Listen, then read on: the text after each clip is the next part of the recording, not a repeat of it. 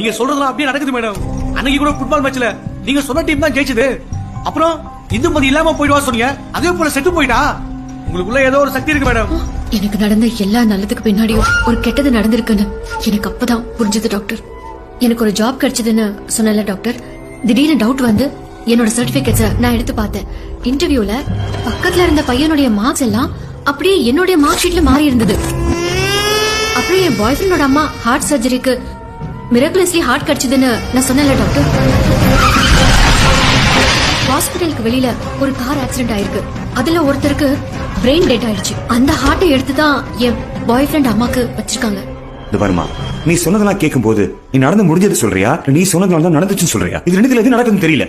இல்ல டாக்டர், நான் சொன்னா அது கண்டிப்பா நடக்கும் டாக்டர். இந்த பாரு, நீ சொல்றது நடக்குதுன்னு வச்சுப்போ. இதோ இந்த செடி இருக்கு, நீ சொன்னா அது 6 அடி வளர்ந்துருமா? வளர்ந்துரும் டாக்டர்.